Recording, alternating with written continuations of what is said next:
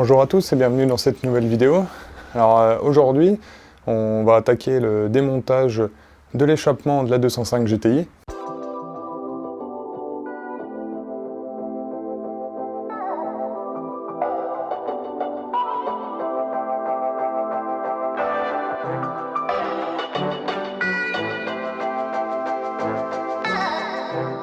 Alors ce qu'on va voir, ça va être une vidéo quand même assez courte. Ça va être le démontage de l'échappement qui va se faire quand même assez rapidement et le démontage du tube d'échappement qui va du moteur jusqu'au silencieux. Comme d'habitude, si toutefois les vidéos vous intéressent, n'hésitez pas à faire comme Toto Derati et Aymeric de Roman, à vous abonner à la chaîne. Alors pour commencer déjà, donc on est à l'arrière de la voiture, au niveau de l'échappement.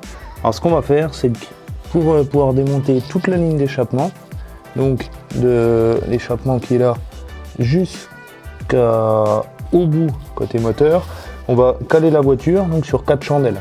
Comme vous pouvez voir, j'en ai déjà une là,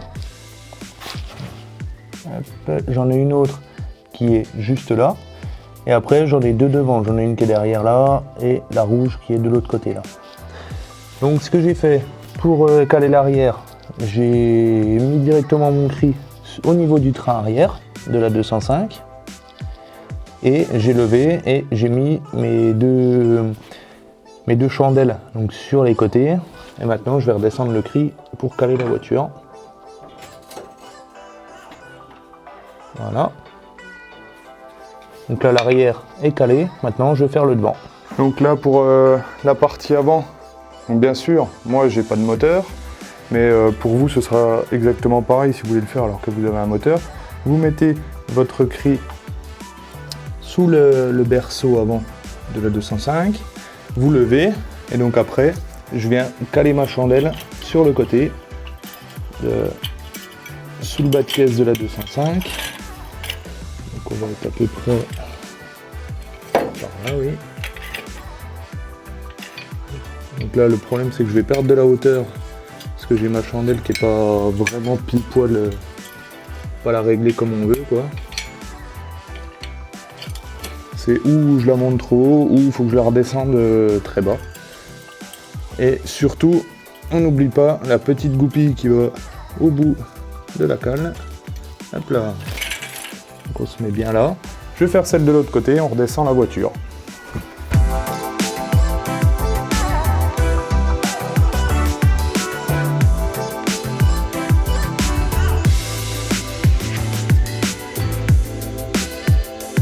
On vérifie bien aussi que la voiture est bien calée, tout est bien positionné là où il faut. Il vaut mieux le vérifier avant que après, quand on est en dessous, se rendre compte qu'on a oublié quelque chose. On va essayer de démonter donc la ligne d'échappement complète. On va commencer par le silencieux, donc la partie arrière. Et pour ça, donc, je vais m'aider de mon chariot pour me déplacer sous la voiture. Alors ce chariot il est super, bon on reste toujours sur du Facom donc généralement le matériel est quand même plutôt pas mal. Les roulettes, c'est des petites roulettes mais elles s'encrassent pas même s'il y a de la poussière, au sol ou autre. Le seul inconvénient c'est qu'il faut être vraiment sur une dalle lisse. Sur caillou ça marche pas. Même des fois, s'il y a un écrou qui traîne par terre ou un petit trou, bah, des fois la roue elle vient bloquer dedans. Bon, c'est un des inconvénients, mais autrement c'est top pour travailler dessous. Là, je sais pas si vraiment je vais pouvoir l'utiliser complètement parce que j'ai levé bien sûr la voiture et j'ai pas beaucoup de passages quand même pour passer. Donc je verrai si vraiment je peux l'utiliser ou pas. Alors ensuite pour démonter la partie du silencieux arrière, il va falloir desserrer ce collier de fixation. Celui-là il sert à faire la séparation entre le tuyau qui va côté moteur et le silencieux. Alors pour ça, on va simplement desserrer les deux écrous qui sont à ce niveau-là, là et là. Et on va enlever les deux demi-lunes qui vont nous séparer en fait l'échappement en deux. Alors vous avez été plusieurs à à me recommander d'utiliser du dégrippant. Donc là, pour le coup, bah, je vais le faire.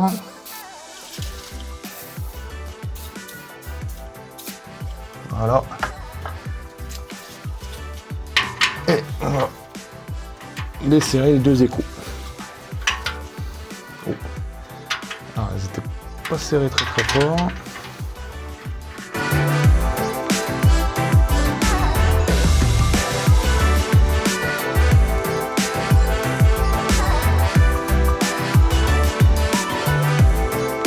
Donc là, j'ai enlevé la deuxième vis avec la demi-lune du haut.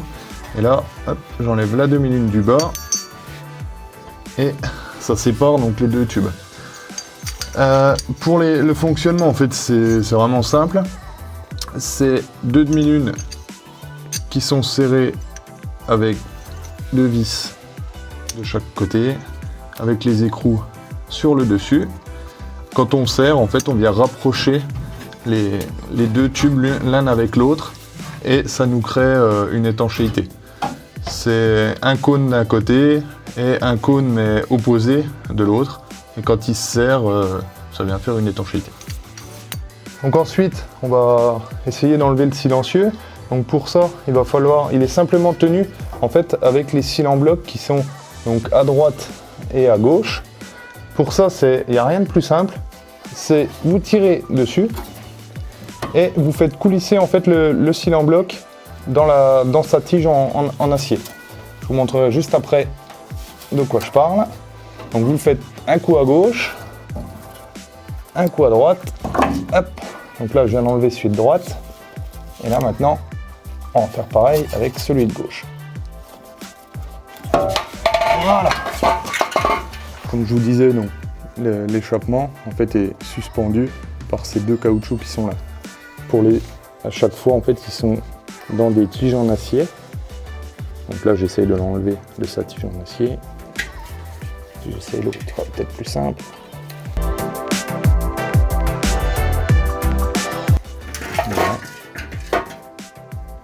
Voilà, donc le cil en bloc c'est ça. Simplement un bout de caoutchouc qui est quand même assez flexible, qui peut être écrasé, tordu, voilà. Et en fait il y a deux trous, il y en a un en bas et un en haut. Donc quand on veut suspendre l'échappement, on vient passer une tige dans un des trous côté échappement, donc là, celui-là, et dans l'autre trou qui est au-dessus, on vient mettre la tige donc côté caisse. Donc comme ça il y a deux tiges qui permettent en fait de faire un support flexible pour l'échappement et ce qui va permettre en fait d'avoir une certaine aisance dans l'échappement. Voilà. Alors pour ça, il existe des pinces pour les enlever. C'est simplement une pince en fait qui vient se mettre autour de la tige avec un doigt au bout et quand vous pincez en fait ça vient écraser la tige pour sortir le cil en bloc de la tige. Moi personnellement j'en ai pas, j'ai toujours fait comme ça. Après peut-être qu'à l'avenir j'en achèterai une, je sais pas, je verrai ça. Pour sortir la ligne complète d'échappement, donc de là au niveau du raccord du silencieux et au bout là-bas, donc ça c'est le col qui va jusqu'au moteur, il va falloir enlever encore un cil en bloc qui est juste là et c'est le seul qui tient la ligne d'échappement. Donc là je vais aller l'enlever et je vous retrouve juste après. Alors là je vais pas filmer parce que en fait j'ai vraiment pas beaucoup de place et c'est pas très intéressant on va dire, puisque je vais simplement en fait sortir la tige en acier qui est là du caoutchouc qui est là.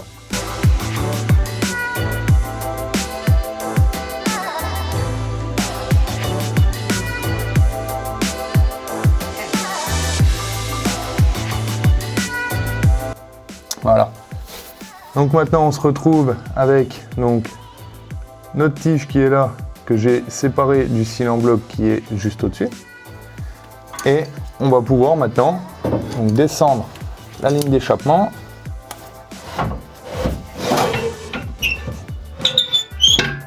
Voilà.